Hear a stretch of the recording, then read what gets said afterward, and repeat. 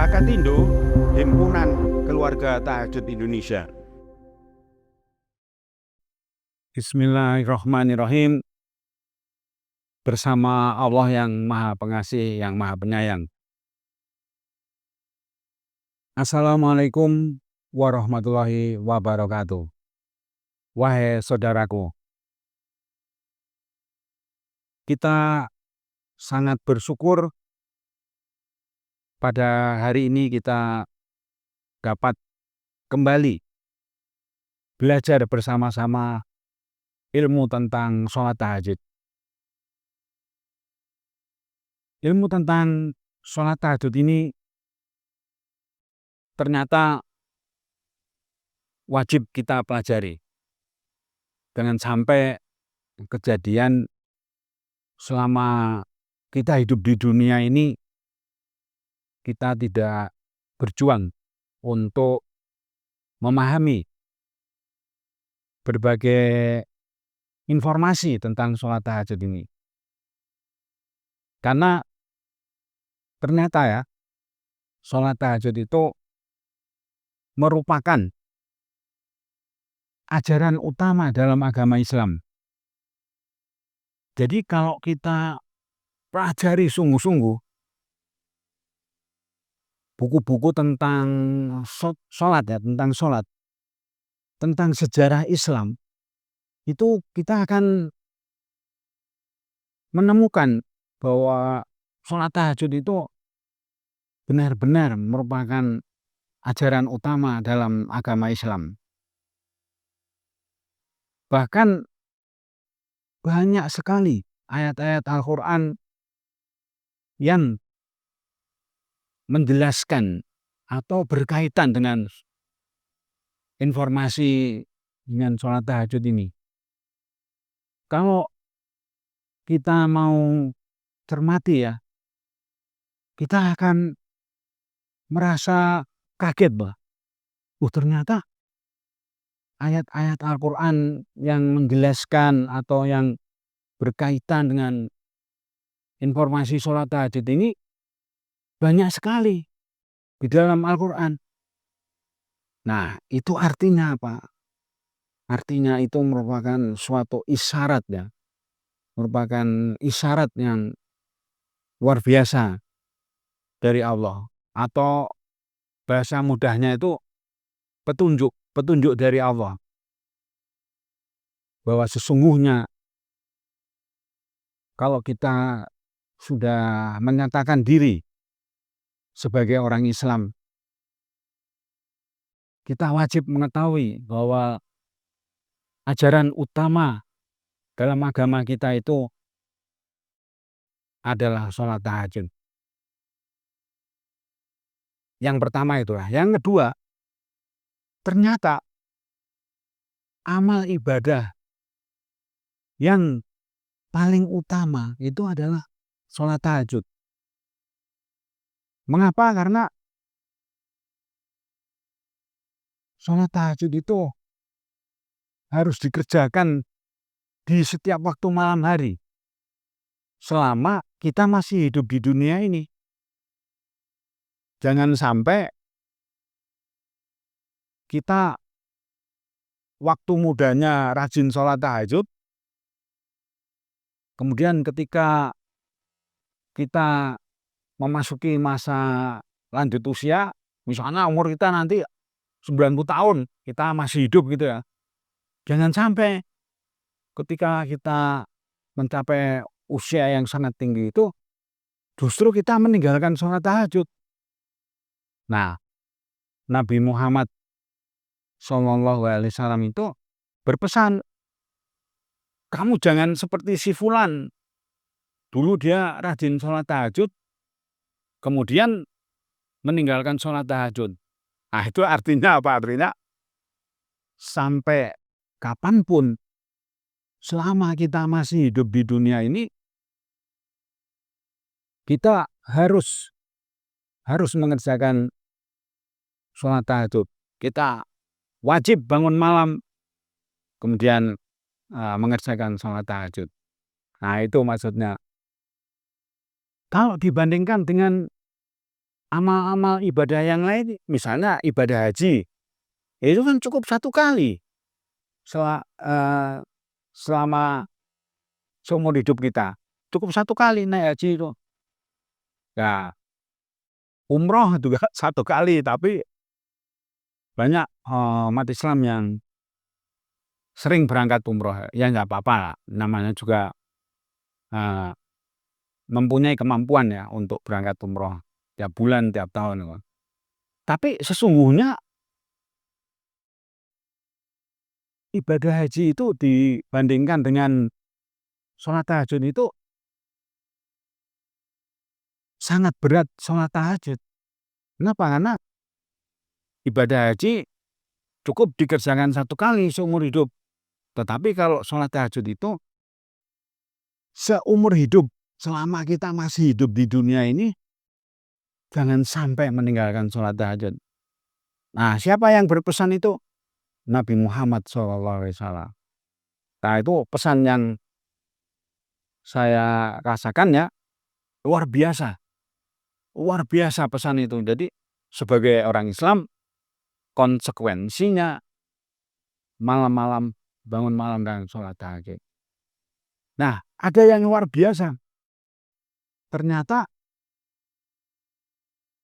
mengapa Allah itu menyuruh kita bangun di tengah-tengah malam? Maksudnya jangan sampai kita itu tidur 1 malam penuh gitu. Misalnya tidur dari jam 9 sampai subuh. Wah, berarti kan waktu kita di malam hari itu habis untuk tidur. Nah, setelah diselidiki ya, setelah diteliti oleh para profesor, para dokter itu, bangun di tengah-tengah malam itu adalah untuk kepentingan kita sendiri, bukan untuk kepentingan orang lain, apalagi untuk kepentingan Allah ya. Allah justru, memberikan pelajaran yang sangat bagus sekali kepada kita untuk bangun di waktu malam hari dan mengerjakan sholat tahajud yang lama. Nah, itu ada di dalam Al-Qur'an. Pengertian yang lama itu ternyata bukan berapa rakaat yang kita kerjakan, tetapi berapa lama kita sholat tahajud di waktu malam hari. Apakah 1 jam, apakah 2 jam, apakah 3 jam. Nah, berapapun rakaatnya itu yang dihitung, berapa lama waktunya. Pernah saya belajar itu ya, ada orang sholat tahajud cuma 2 rakaat, tapi lamanya waktu itu dari jam 12 malam sampai subuh. Saya kan kaget ya, luar biasa ini bisa mengamalkan isinya Al-Qur'an bahwa sholat tahajud itu yang lama. Nah, kalau sudah ada yang bisa mengerjakan sholat tahajud di setiap waktu malam hari itu sudah sangat bagus sekali. Apakah 2 rakaat, minimal 2 rakaat sholat tahajud itu. Apakah 4 rakaat, apakah 6 rakaat atau 8 rakaat. Bahkan ada yang bilang ke saya itu, "Pak, kalau saya 10 rakaat, Pak, 5 kali, dan saya tutup witir." "Bagus," saya bilang itu.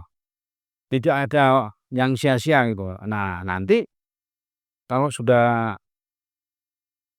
menjadi kebutuhan untuk bangun malam dan tahajud itu, Allah pasti akan membimbing orang itu. Harus bagaimana sholat tahajudnya itu. Nah, karena Allah sendiri yang berjanji di dalam Al-Qur'an bahwa aku pasti akan membimbing kamu gitu. Nah, itu artinya tidak ada orang yang sholat tahajud itu sia-sia, tidak ada. Jadi, eee, sekecil apapun sholat tahajudnya itu, pasti ada gunanya, pasti ada manfaatnya. Bahkan ada seorang ustadz yang udah sangat terkenal ya, beliau itu menyampaikan, semakin lama kamu sholat tahajud, semakin hebat kamu. Maksudnya semakin sungguh-sungguh sholat tahajudnya kamu di waktu malam, wah kamu akan semakin hebat gitu. Wah itu luar biasa nasihatnya. Jadi pentingnya kita mempelajari ilmu sholat tahajud itu ada dua ya. Pertama, sholat tahajud sendiri merupakan ibadah yang utama dibandingkan dengan ibadah-ibadah yang lainnya. Misalnya apa? Puasa. Puasa kan cuma di bulan Ramadan yang wajib itu. Kalau apalagi korban, ada korban. Nyembelih sapi cuma satu kali 1 tahun. Terus apalagi yang kemudian zakat. Nah, zakat juga setahun sekali kan dihitungnya itu. Kemudian apalagi yang setahun ya ibadah haji lah yang tadi sudah kita sebut-sebut itu cukup 1 kali seumur hidup. Tapi kalau sholat tahajud itu selama masih hidup di dunia tiap malam. Nah itu bedanya situ. Nah kemudian ada rumus yang berkaitan dengan sholat tahajud itu, sebaik-baik orang adalah orang yang selalu bangun malam dan mengerjakan sholat tahajud yang lama di setiap waktu malam hari. Nah ini hadis Nabi. Nabi Muhammad berpesan, sebaik-baik kamu itu yang malam-malam bangun dan mengerjakan sholat tahajud. Nah, apa ini artinya? Apa makna lebih mendalamnya lagi? Nah, itu. Jadi kalau ada orang yang tidak baik, artinya malam-malam belum sholat tahajud, gitu ya kan? Nah, itu ketentuan dari Nabi Muhammad itu. Jadi hadisnya sangat bagus sekali. Sebaik-baik orang adalah orang yang selalu bangun malam dan mengerjakan sholat tahajud yang lama. Nah, kemudian apa artinya? Artinya lebih lanjut itu, seburuk-buruk orang adalah orang yang tidak mau bangun malam dan tidak mau mengerjakan sholat tahajud yang lama di setiap waktu malam hari. Nah, jadi kalau kita memahami kalimat di dalam kitab suci Al-Quran maupun di dalam hadis itu, kita harus juga mencermati atau memahami dari sisi sebaliknya. Nah, itu yang saya pernah sampaikan ke seorang ustadz di tempat tinggal saya juga, di kampung saya itu, beliau kaget, loh kok bisa ketemu sampai di situ gitu. Loh lah iya kan ada lawan kata, saya bilang gitu. Ada sehat, lawan katanya tidak sehat, sakit ya. Ada orang yang mulia hidupnya, ada lawan katanya itu tidak mulia. Nah, atau hina ya dalam bahasa agamanya. Jadi arti lebih mendalamnya lagi ya, itu seburuk-buruk orang adalah orang yang tidak mau bangun malam dan tidak mau mengerjakan sholat tahajud yang lama di setiap waktu malam hari. Nah itu rumus dalam kehidupan. Baru-baru ini ada kejadian, namanya kita sebut saja si Fulan ya, biar mudah ya. Si Fulan ini tadinya itu orang yang sangat terkenal, orang yang sangat dipuji-puji lah oleh masyarakat. Nah tiba-tiba terjerumus kasus, eh, di kasusnya itu Wah, mungkin sudah viral ya. Kasusnya itu menghamili menghamili wanita lain yang bukan istrinya.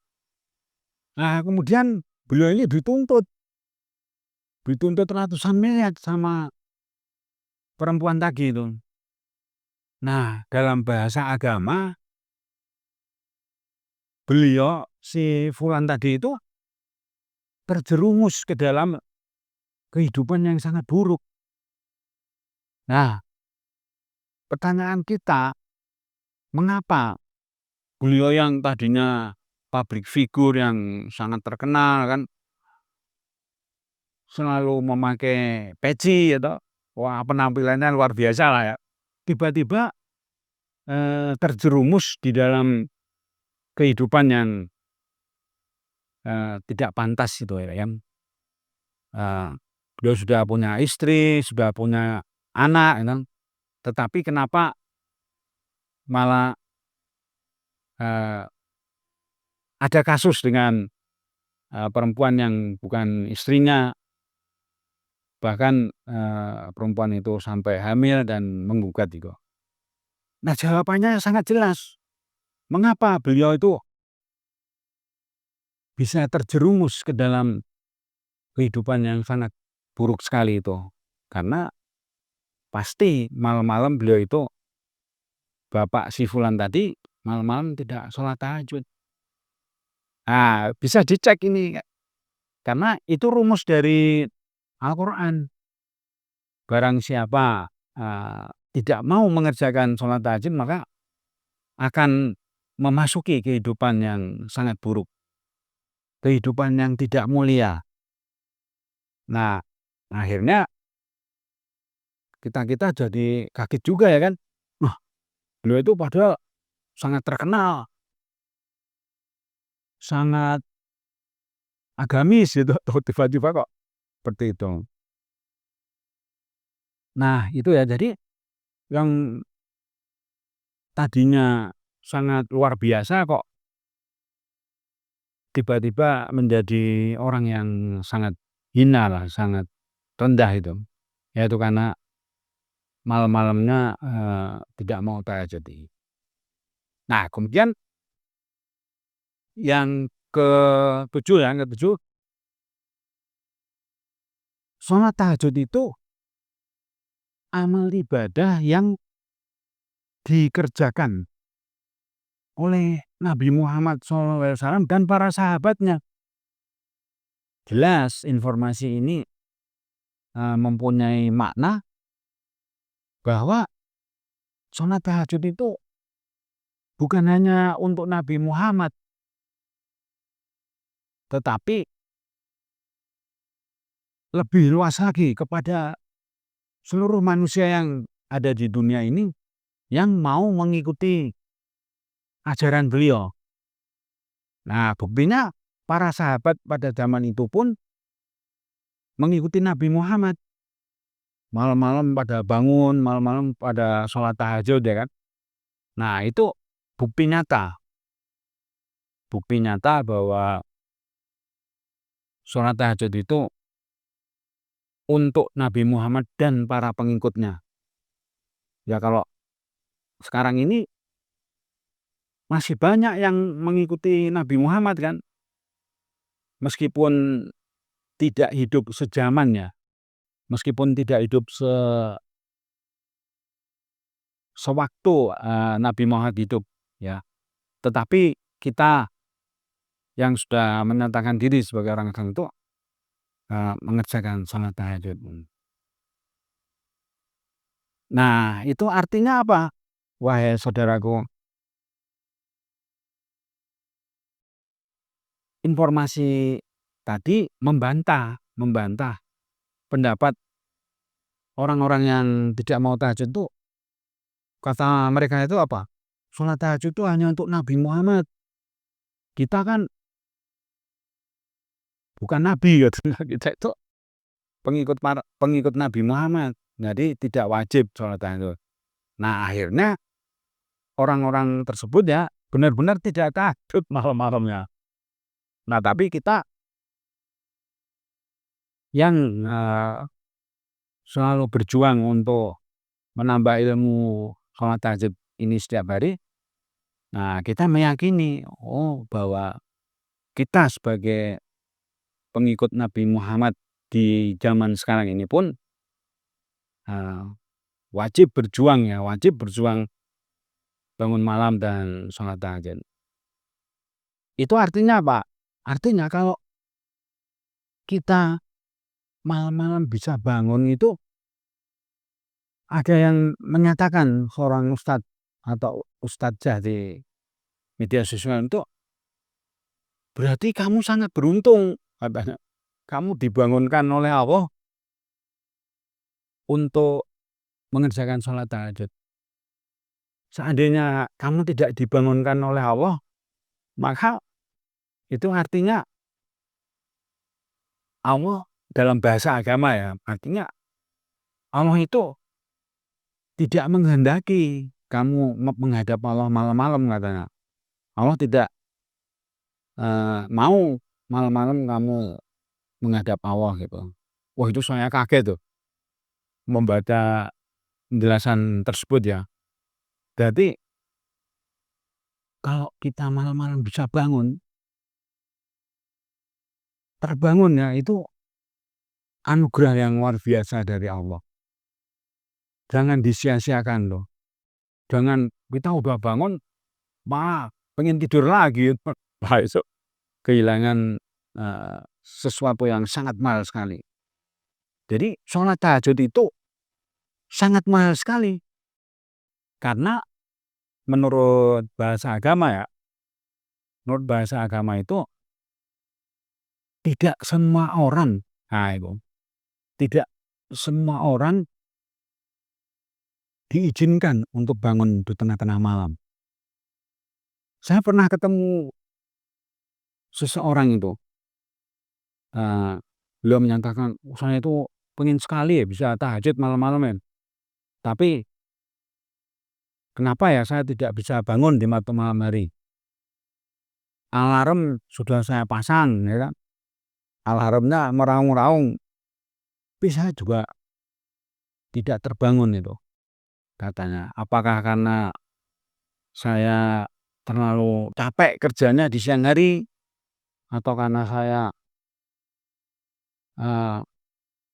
belum diizinkan oleh Allah? Sampai orang itu punya pendapat yang kedua itu, apakah saya belum diizinkan ya oleh Allah? Nah itu kan. Kalau ada juga seorang ustadz yang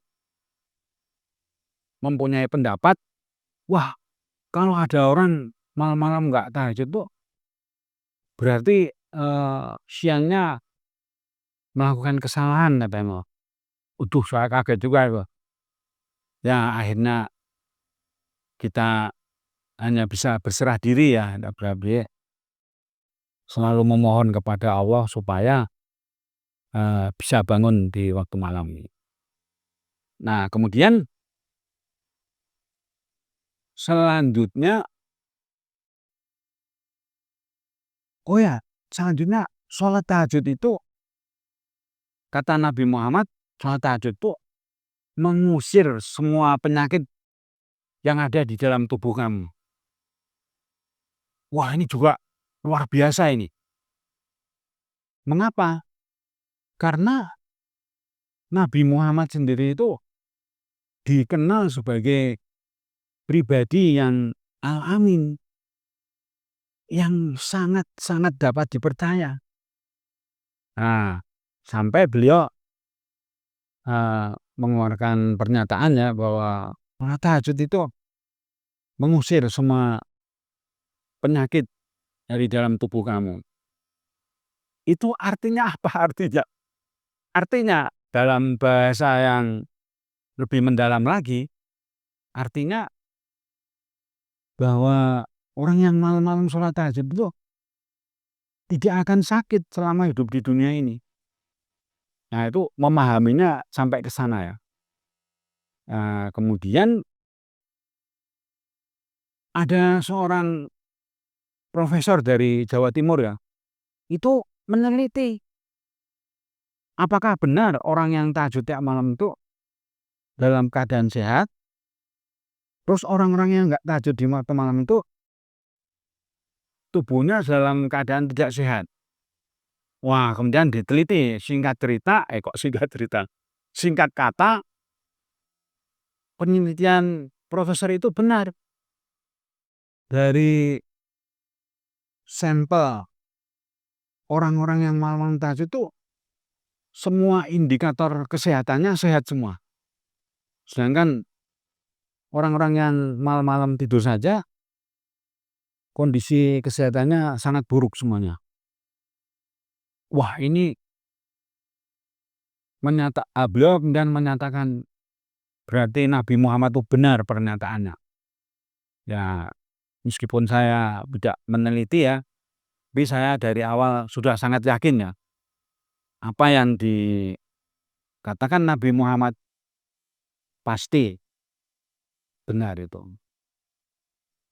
Karena di dalam kitab suci Al-Quran ya, kitab suci Al-Quran itu adalah kitab yang buku, ya bahasa mudanya itu buku yang isinya pasti benar. Tidak mungkin ada yang salah. Informasi-informasi yang tercantum di dalam kitab suci Al-Quran itu isinya pasti benar. Nah, akhir-akhir ini ada berita itu di media sosial, saya kaget itu. Ada seorang perempuan tokoh ya, tokoh yang sangat terkenal, malah membuat pernyataan Nabi Muhammad itu manusia yang tidak sempurna katanya. Nabi Muhammad aja tidak sempurna katanya. Waduh, ini salah besar ini. Berani-beraninya beliau menilai Nabi Muhammad sampai seperti itu. Kalau menurut Allah di dalam Al-Quran itu, Nabi Muhammad itu adalah uswatun hasanah. Sebaik-baiknya manusia yang terbaik, yang menjadi contoh bagi kamu semua. Nah itu, jadi Nabi Muhammad tidak pernah korupsi. Nah, itu contohnya itu. Nabi Muhammad tidak pernah menipu orang. Makanya beliau disebut sebagai contoh yang terbaik, manusia yang terbaik. Nah, banyak sekali yang kalau mau dicermati itu, semua amalan, semua perbuatan Nabi Muhammad itu perbuatan yang baik semua. Makanya jangan coba-cobalah ada orang menghina Nabi Muhammad. Wah, itu urusannya sama Allah langsung lah, itu nanti urusannya itu.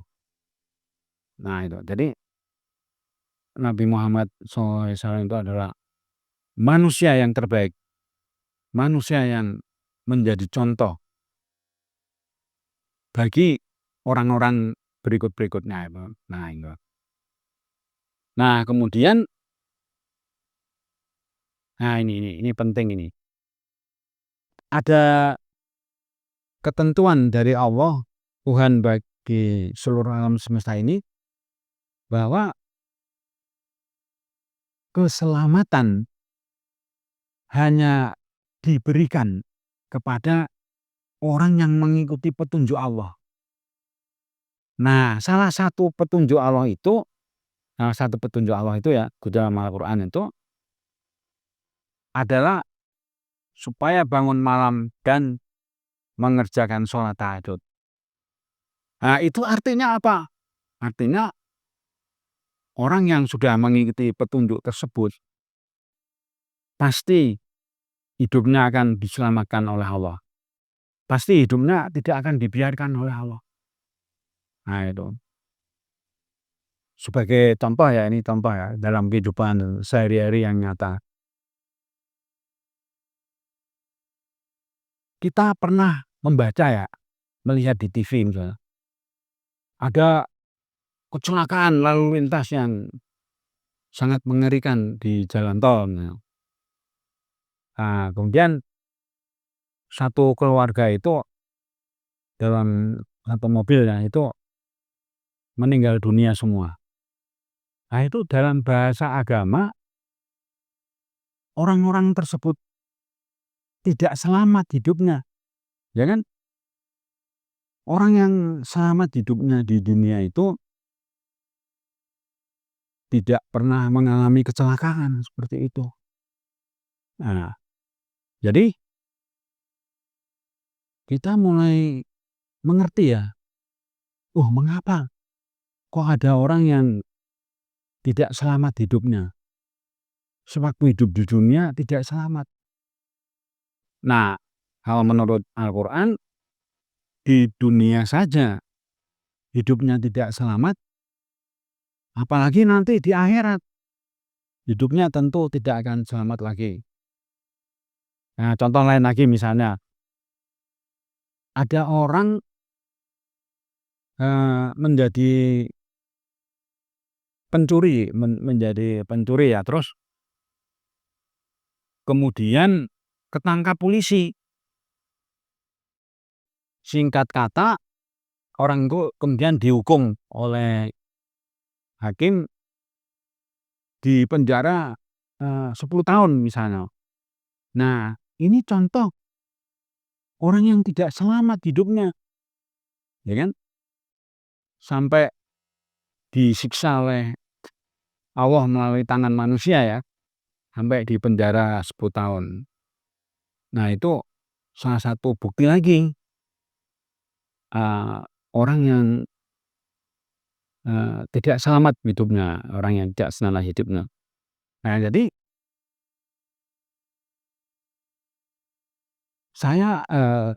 kita mulai mengerti ya, kenapa ada orang dikasih nama sama orang tuanya Slamet gitu, selamat gitu. Berarti orang tuanya punya cita-cita ya kan, anak saya ini nanti hidup di dunia sampai akhir hayatnya selamat gitulah maksudnya itu. Nah, jadi ayat Al-Qur'annya nanti dicari sendiri ya, ayatnya itu mengatakan gini, keselamatan hanya diberikan kepada orang yang sudah mengikuti petunjuk. Nah, ini bagi kita itu ini informasi ini merupakan hukum alam atau bahasa mudahnya itu apa ya, pedoman hidup lah, pedoman hidup yang harus kita inget-inget terus kan. Jangan sampai kita hidup di dunia ini tidak selamat hidupnya. Pernah ada kejadian yang luar biasa ya. Jam 6 pagi pesawat terbang menuju Yogyakarta. Jam 6 pagi dari Jakarta. Sampai di Jogja jam 7 pagi ya kan, 1 jam. Tapi ternyata pesawatnya itu jatuh di bandara di sana itu. Nah, jatuh terus badannya pecah jadi 2, kemudian terbakar. Hampir semua penumpangnya itu tidak selamat itu, karena mengalami kebakaran yang sangat hebat. Tapi ada satu orang, beliau itu seorang kiai ya, dari Jakarta itu tertidur padahal. Nah, waktu pesawatnya jatuh di Jogja, beliau selamat, dia kaget bahwa, "Wah, ada apa ini?" Langsung loncat tuh ya beliau itu. Nah, beliau itu contoh orang yang selamat itu, ya kan? Kalau menurut akal manusia kan, wah beliau itu luar biasa bisa selamat. Yang kalau secara logika manusia mati semua itu penumpangnya kan. Tapi beliau itu diselamatkan oleh Allah lah bahasa agamanya ya. Nah, ternyata Pak Kiai tadi malamnya sudah tahajud, makanya selamat ya, itu. Dalam situasi yang sangat mengerikan itu, beliau selamat. Nah, ini kisah nyata ini, artinya kalau yang malam-malam sudah tahajud itu bukan insya Allah lagi ya, pasti. Pasti perjalanan hidupnya dari pagi, siang, sore, malam itu selamat itu udah. Udah rumus itu ya kan. Nah, kemudian yang selanjutnya itu setiap orang, wajib itu harus ya, wajib itu, bahasa mudahnya harus ya, harus berjuang supaya selama hidup di dunia ini selalu dalam keadaan selamat. Yang tadi Allah memberikan jaminan ya, memberikan garansi bahwa orang yang malam-malam tahajud itu pasti selamat hidupnya di dunia ini. Nah, ada lagi kisah nyata ini. Tetangga saya itu tiba-tiba divonis oleh dokter itu, wah ini sakit jantungnya sudah parah ini, harus dioperasi bypass itu. Nah, setelah di bypass, dimatikan selama 16 jam. Nah, kalau dalam bahasa agama, sekarang itu beliau itu udah nggak bisa kemana-mana lagi ya, jantungnya udah rusak ya. Nah, dalam bahasa agama, beliau ini hidupnya tidak selamat. Gitu. Loh, orang-orang yang lain jantungnya sehat kok beliau sendiri yang jantungnya rusak gitu. Nah, itu. Nah, jadi seandainya setiap orang Islam itu rajin tahajud ya, itu ada seorang dokter pemilik rumah sakit menyatakan begini Pak Andi, seandainya semua orang Islam itu tahajud semua malam-malam, rumah sakit saya sepi katanya, nggak ada yang sakit kata, ya Allah. Nah itu sangat jelas itu sinyal yang disampaikan bahwa pernyataan Nabi Muhammad bahwa sholat tahajud itu mengusir semua penyakit dari dalam tubuhmu itu benar itu. Nah, jadi orang yang hidup selamat di dunia, orang yang hidupnya selamat di dunia, pasti selamat di akhirat, pasti selamat di kemudian hari nanti. Nah itu. Jadi jangan berharap kalau di dunia saja hidupnya kita tidak selamat, kok berharap wah di akhirat nanti kita selamat kita. Nah itu. Nah kemudian selanjutnya itu apa yang perlu kita sampaikan? Oh ya ini, seperti biasa dalam tradisi belajar ilmu sholat tahajud, kita bacakan dulu surat Al-Fatihah. A'udzubillahi minasyaitonirrajim. Bismillahirrahmanirrahim. Alhamdulillahirabbil alamin. Arrahmanirrahim. Maliki yaumiddin. Iyyaka na'budu wa iyyaka nasta'in. Ihdinas siratal mustaqim. Siratal ladzina an'amta 'alaihim ghairil maghdubi 'alaihim waladdallin. Nah, itu maksudnya ketahuilah saudaraku.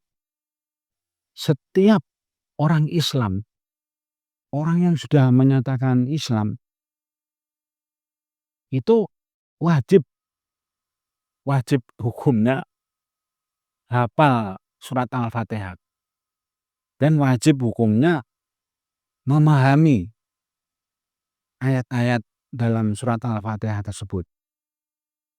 Nah, mengapa? Karena kalau orang Islam itu wajib atau pasti harus mengerjakan sholat ya kan. Kalau meninggalkan sholat berarti sudah bukan orang Islam lagi, karena udah bahasa kerennya itu murtad itu. Nah itu ada kejadian tuh, seorang kakek umurnya 90 tahun, tadinya rajin sholat, tiba-tiba nggak mau sholat terus katanya. Nah terus jadi orang biasa katanya. tidak menganut agama apapun katanya, yang penting berbuat baik kepada orang lain gitu. Nah ini salah ini, karena salah satu kewajiban kita itu sebagai orang Islam adalah mendirikan sholat atau mengerjakan sholat ya. Nah kalau sudah nggak mau sholat berarti ya sudah berarti meninggalkan agama Islam. Nah itu yang perlu kita ketahui semua. Jangan sampai kita yang sekarang Muslim ya, Islam, suatu saat karena karena alasan apapun ya terus meninggalkan sholat itu suatu yang salah. Jadi surat Al-Fatihah itu wajib hukumnya dibaca ketika mengerjakan sholat. Kalau kita mengerjakan sholat ternyata tidak membaca surat Al-Fatihah, nah berarti sholatnya tidak sah itu, karena surat Al-Fatihah itu wajib dibaca ketika kita mengerjakan sholat. Nah kemudian kita juga kena kewajiban untuk memahami arti dan memahami maknanya surat Al-Fatihah tadi. Nah saya mau membahas ihdinas shiratal mustaqim ya. Itu akhirnya saya puluhan tahun mencari ini artinya apa ini, maknanya apa ini. Ternyata saya menemukan sebuah buku yang bisa menjelaskan dengan baik. Ihdinas shiratal mustaqim. Pimpinlah kami hidup di jalan yang benar. Wah ini luar biasa ini terjemahannya. Jadi ketika kita mengucapkan ihdinas shiratal mustaqim itu kita minta dipimpin sama Allah. Ya Allah, pimpinlah kami ini ya Allah supaya hidup di jalan yang benar. Nah, maksudnya apa? Kalau kita hidup di jalan yang benar, maksudnya hidup di jalan yang benar itu mengerjakan semua perintah Allah dan meninggalkan apa saja yang dilarang oleh Allah. Itulah jalan hidup yang benar. Nah, kalau kita misalnya menipu orang, nah berarti kita di jalan yang salah, hidup di jalan yang salah. Kita mengapa? Karena Allah melarang kamu jangan menipu orang lain loh, ya kan? Jangan sampai kamu menipu apalagi dalam jumlah besar ya, menipu miliaran gitu kan. Itu ada kejadian Pak Andi, Pak Yosep. Ada orang tiba-tiba nipu orang lain Pak Andi. Nipu sampai menggelapkan uang orang lain gitu, sampai miliaran. Wah ketika ditagih ternyata dia nggak punya uang. Akhirnya apa? Akhirnya melarikan diri, meninggalkan istrinya, meninggalkan anak-anaknya, meninggalkan rumahnya. Nah kalau menurut saya hitung-hitungan uangnya itu udah rugi besar. Ya katakanlah bawa kabur duit berapa ya, 10 miliar misalnya. Tapi rumahnya, istrinya, anak-anaknya itu kalau dihitung uang ya Pak Andi ya, istri, anak-anak itu kalau dihitung uang itu miliaran, itu lebih besar lagi kan. Nah itu akhirnya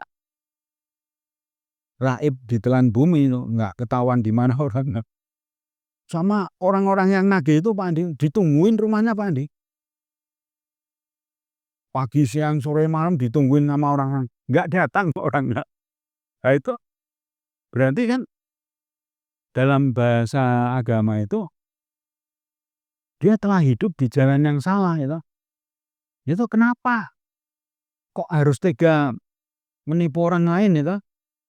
Kan ujung-ujungnya eh, melarikan diri gitu juga. Nah itu jelas artinya apa, artinya malam-malam beliau itu nggak pernah sholat tahajud Pak Andi, gitu. Nah kalau malam-malam tahajud itu akan dipimpin oleh Allah supaya, eee, hidup kita itu di jalan yang benar itu. Nah kalau orang sudah hidup di jalan yang benar, maka Allah akan memberikan banyak sekali kenikmatan kepada orang tersebut. Nah, jadi kemudian dijelaskan kalau orang-orang itu memilih hidup di jalan yang salah, ya kan, maka pasti akan dihukum sama Allah.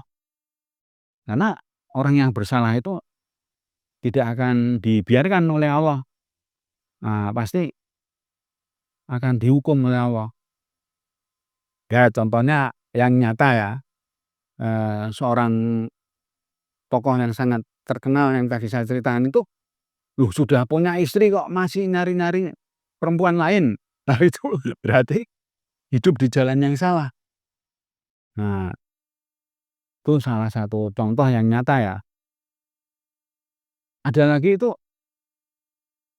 tokoh politik terkenal Pak Andi, udah punya istri, udah punya anak, malah naksir perempuan lain. Terus ketahuan suaminya, sama suaminya dituntut 1 triliun Pak Andi, digugat 1 triliun tuh. Wah itu nanti sidangnya gimana itu di pengadilan itu. Nah itu bisa, ya pertama malu ya, jelas itu malu besar itu udah. Nah terus yang kedua itu, uang nggak bisa habis semuanya itu, malah kurang itu ya. Oh dituntut 1 triliun terus gimana bayarnya Pak Andi, ya. Nah itu satu contoh-contoh kehidupan yang nyata ya. Nah si bapak itu ternyata malam-malam nggak sholat tahajud ya. Jadi semakin jelas ya bahwa kalau nggak tahajud tuh menuju jalan kehidupan yang sangat buruk gitu. Nah kemudian orang-orang yang hidupnya di jalan yang salah, itu pasti akan disiksa oleh Allah di dunia ini. Sebagai contoh nyata ya, ada seorang menteri itu dipanggil KPK karena korupsi 9,9 triliun Pak Andi. Itu nggak berani datang, terus malah menghilang. Nah menghilang ke mana? Ya kalau menurut saya itu pasti ke luar negeri itu. Ya kalau di Indonesia, eee, pasti ketangkaplah karena aparat kita itu kan sampai di desa ada yang mengawasi ya kalau ada orang asing di sini tuh. Nah itu kan akhirnya percuma kan, apa, korupsi 9,9 triliun tuh, ya nggak tahu tuh, eee, bagaimana nanti akhir perjalanannya ya kan. Tapi yang jelas tuh, berani melarikan diri itu sesuatu yang salah lah. Artinya tidak berani menyelesaikan ya. Nah itu contoh-contoh bahwa orang kalau hidupnya di jalan yang salah itu, berakibat sangat fatal tuh. Artinya hidupnya pasti sengsara lah, gitu. Karena, eee, perjalanan hidupnya salah itu. Nah terus yang terakhir dari surat Al-Fatihah tadi, bahwa orang-orang yang tidak mau hidup di jalan yang benar, itu orang-orang yang bodoh itu. Itu kata Al-Quran itu. Orang-orang eee, yang selama ini diketahui oleh masyarakat ya, orang-orang yang tidak mau hidup dengan cara-cara yang benar itu, pasti orang yang tersesat hidupnya. Nah itu. Jadi jangan dikira orang yang hidupnya semuanya sendiri ya, hidup, eee, semuanya sendiri itu pikirannya enak, ternyata sangat berat, nanti-nantinya gitu karena salah, eee, jalan hidupnya itu. Nah itu. Nah kemudian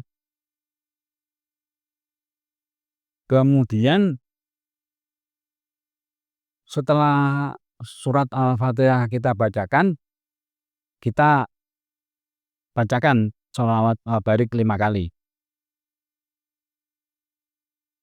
Allahumma sholli wa sallim wa barik ala sayyidina Muhammad. Allahumma sholli wa sallim wa barik ala sayyidina Muhammad.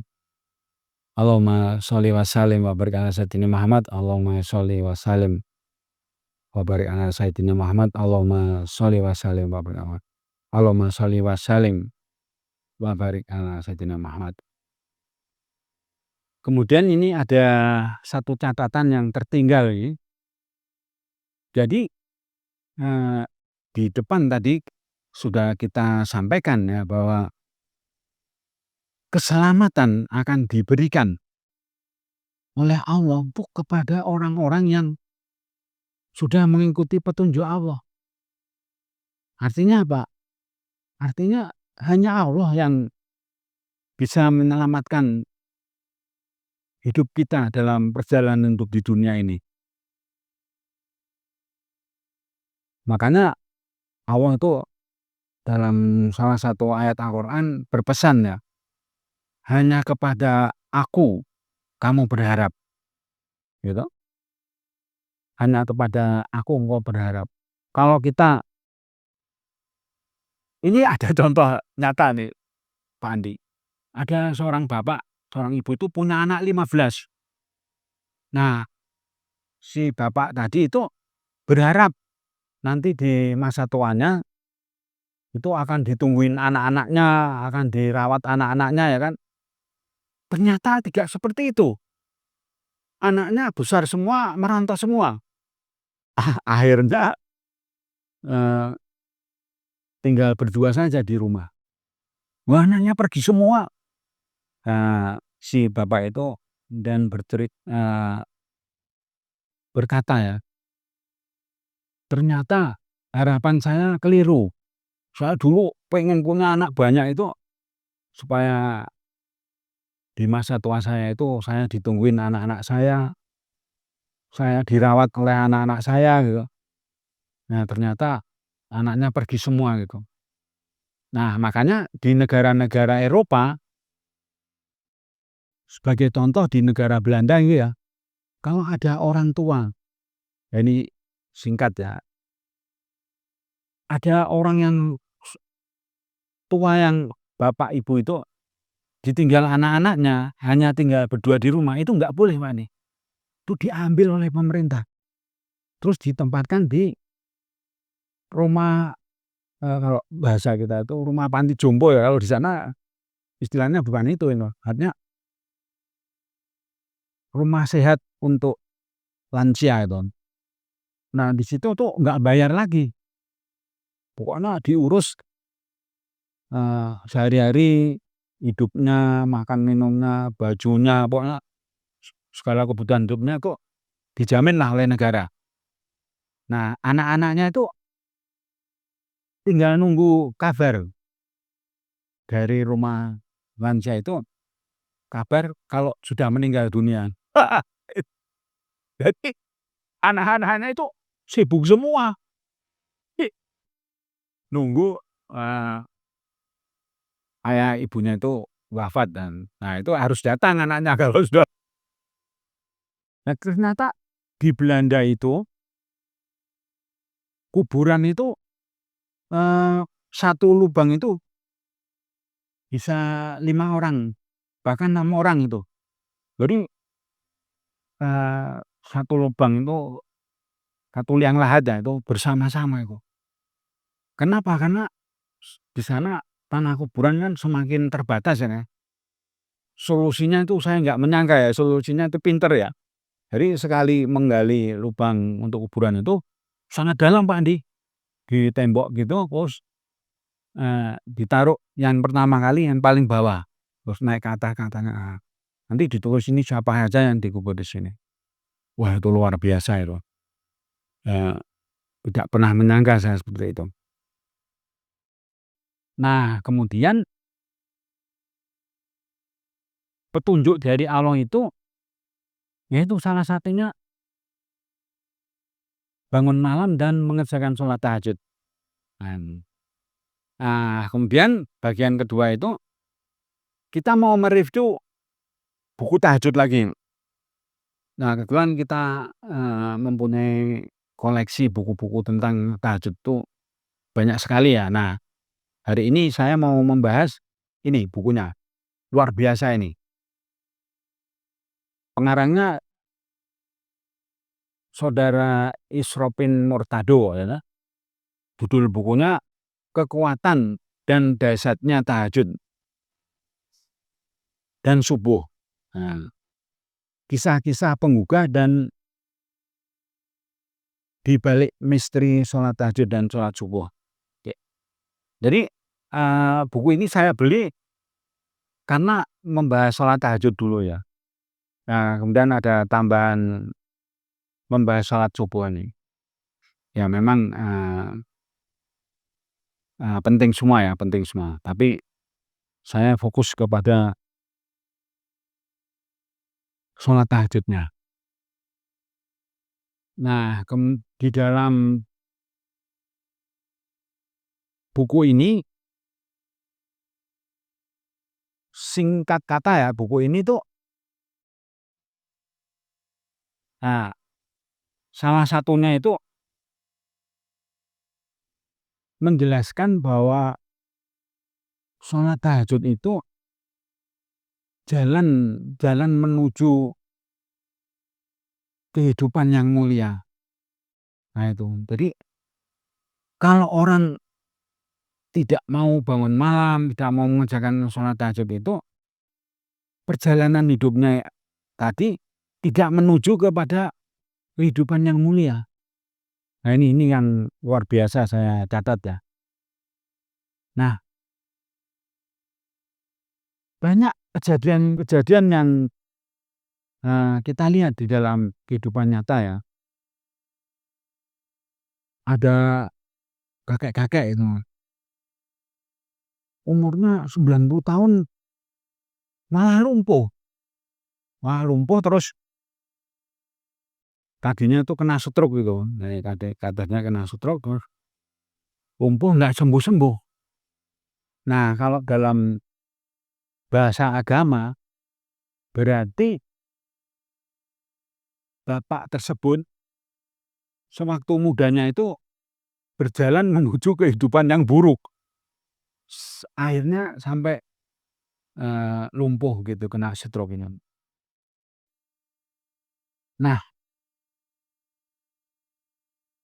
ternyata obat stroke itu menurut berbagai informasi itu tidak ada Pak Andi, Pak Yosep.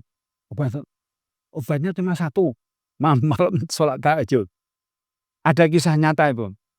Ada seorang polisi kena stroke Pak Andi, lumpuh, nggak bisa bangun di rumahnya. Tapi tiap malam bangun Pak Andi. Bangun terus dalam keadaan terkapar di tempat tidurnya itu sholat tahajud ya. Ya sholatnya sambil tiduran itu ya. Nah setelah 2 tahun atau 3 tahun, tiba-tiba kaget dia Pak Andi.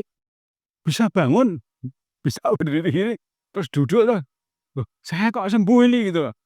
Nah terus keluarganya semuanya syukuran itu karena nggak menyangka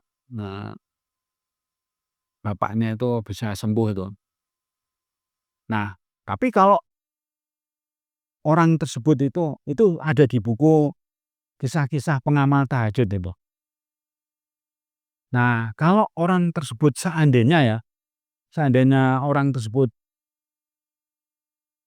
tidak mau bangun malam, tidak mau tahajud itu, ya itu tadi, penyakitnya tidak diusir sama Allah. Ya kan? Kan tadi sudah kita bacakan hadisnya, sholat tahajud itu mengusir semua penyakit dari dalam tubuh ya. Nah, itu diusir penyakitnya sama Allah. Ya, jadi sholat tahajud itu menjadi sebab menjadi sebab, eee, seseorang itu, diusir semua penyakitnya dari dalam tubuh itu. Nah, saya baca di buku-buku ya, bahwa kalau ada orang tua, kakek-kakek, atau nenek-nenek ya umurnya udah lanjut sekali gitu ya, kenapa hidupnya kok sengsara di masa tuanya? Kenapa ditinggal oleh anak-anaknya ya? Nah, ternyata jawabannya adalah dalam bahasa agama ya, waktu mudanya itu tidak tahajud itu, tidak berjuang tahajud. Nah, makanya di dalam Al-Qur'an itu ada ayat yang menjelaskan bahwa salah satu motivasi orang mau berjuang tahajud di malam hari karena takut. Takut kalau kejadian yang menimpa orang-orang itu menimpa dirinya. Nah itu. Nah, banyak kejadian-kejadian yang harus kita cermati ya, bahwa kejadian-kejadian yang tidak selamat itu penyebabnya cuma satu, karena malam-malamnya nggak sholat tahajud. Nah, orang yang malam-malam tidak tahajud itu meskipun haji tiap tahun lah, meskipun berzakatnya itu atau sedekahnya sampai 500 juta Pak Yosep sebulan disedekahkan semua. Pengusaha besar beliau itu. Tapi akhirnya tanpa tahajud itu akhirnya dihukum oleh Allah.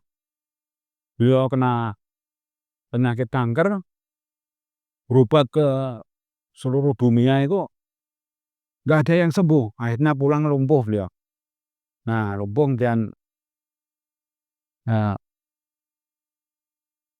kemudian ditanyakan ke Pak Kiai ya, "Pak Kiai kenapa suami saya kok lumpuh begini padahal kok kena kanker sampai nggak ada obatnya, terus padahal sedekahnya udah 500 juta per bulan nggak sayang uangnya." Jawaban Pak Kiai cuma satu, "Saya pastikan Bapak ini malam-malam tidak tahajud tadi." Nah itu, jadi kita belajar dari kejadian-kejadian yang nyata itu, wah ternyata kalau kita mau selamat hidup di dunia itu, ya malam-malam sholat tahajud. Satu lagi nih Pak Yosep ya, ada kejadian luar biasa. Ada seorang artis yang sangat terkenal, tiba-tiba badannya nggak enak Pak Andi. Terus tanya temennya, "Waduh saya sakit apa ya ini ya?" Terus malah dibawa ke dukun loh sama temennya itu. Katanya, "Kamu kemasukan jin," katanya. "Tubuh kamu kemasukan jin. Nah, untuk mengusir jinnya harus diusir di Afrika, di negara Afrika," katanya. Wah itu kan berarti kan maaf ya Mbah Dukun tadi itu pengen pergi ke Afrika ya, dengan cara, eee, bujukin si artis yang terkenal itu. Karena dia punya uang banyak, terus berangkat ke Afrika. Nah, sampai di sana katanya, jinnya udah saya usir gitu. "Udah kamu nggak akan sakit lagi." Pulang ke Indonesia sakit lagi Pak Andi. Kata mbah dukunnya itu, "Wah jinnya datang lagi nih," katanya, "masuk ke tubuh kamu lagi." Ya mohon maaf ya, jadi kalau sakit, perginya satu, pergi ke dokter, udah aman itu masih itu, ya toh? Ya kan? Tidak masuk akal orang sakit kok kemasukan jin itu. Nah itu, ya mohon maaf ya kalau kita berbeda pendapat ya, kalau sakit dokter pasti tahu ini, wah ini sebabnya ini ya. Pernah ada kejadian Pak Andi, Pak Ustadz, ada orang tangannya nggak bisa digerakkan Pak Andi. Maksud, gini nggak bisa, gerak. Lah kalau tanya ke Mbah Dukun masih dibilang tangannya kemasukan jin ya. Ternyata apa kata dokternya? Wah, bapak ini kena asam urat ya Pak Andi. Nah terus gimana Dok solusinya? Ya udah nanti saya kasih resep obatnya. Minum obat itu 2-3 hari sembuh Pak Andi. Nah terus lapor ke dokternya, "Dok saya udah sembuh nih," gitu. Udah bisa bergerak tangan saya. Matiin lampu itu nggak bisa Pak Andi. Mau matiin lampu ini nggak bisa saya. Nah ternyata penyebab asam uratnya itu bukan jin, apa Pak Andi, itu makan sate pakai, bumbu kacangnya itu loh Pak Andi. Nah ternyata kacang-kacangan itu berpotensi, menimbulkan asam urat. Apalagi yang makanan pakai kacang-kacangan misalnya, makanan ketoprak gitu ya, itu kan bumbunya pakai kacang diulek ya Pak Andi ya, Pak Isep ya. Nah itu kalau keseringan makan itu kena asam urat tuh kan. Jadi, kalau kita yakin lah, jangan percaya sama yang gaib-gaib lah. Orang sakit itu karena ada penyebabnya yang logis kok, gitu. Nah contohnya asam urat itu, karena, eee, makan makanan yang memicu, asam uratnya tinggi. Nah jadi sakit apapun yakinlah sama Allah lah bahwa sakit itu, eee, bukan disebabkan oleh jin itu. Orang jin aja punya kesibukan banyak ya Pak dia, masa jin iseng gitu ya kan, kan nggak mungkin lah menurut yang saya pahami ya. Jadi kalau Anda sakit ya datanglah ke dokter gitu.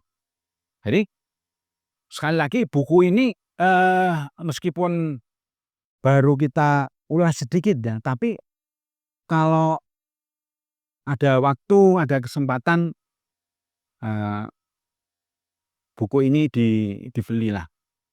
Luar biasa isi buku ini ya. Ada ayat-ayat Al-Qur'an yang, menjelaskan tentang sholat tahajud itu.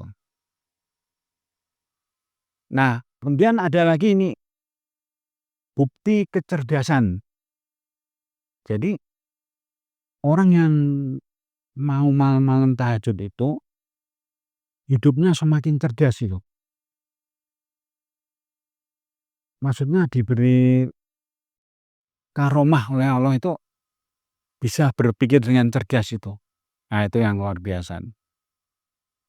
Baiklah, saudara-saudaraku semuanya di seluruh tanah air maupun di negara-negara yang lain yang selalu memonitor dan mengikuti pelajaran tahajud ini, kita akan terus berjuang, menyampaikan ilmu-ilmu tentang sholat tahajud ini. Karena ilmu tentang sholat itu masih banyak sekali yang harus kita sampaikan. Masih banyak sekali ilmu-ilmu tahajud yang harus kita pelajari. Nah, baiklah, sebelum kita akhiri, kita tutup dengan mengucapkan alhamdulillah dan berdoa ya, sedikit berdoa. Ya Allah, terima kasih ya Allah, pada hari ini kami masih diberi kekuatan lahir dan batin untuk bisa, menempatkan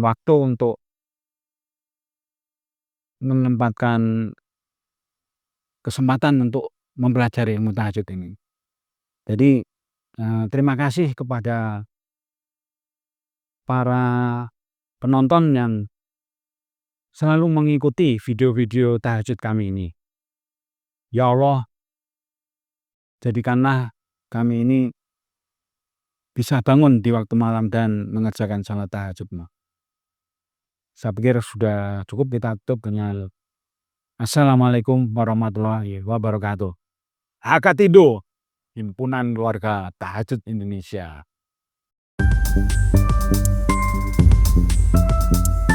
Hakatindo, Himpunan Keluarga Tahajud Indonesia.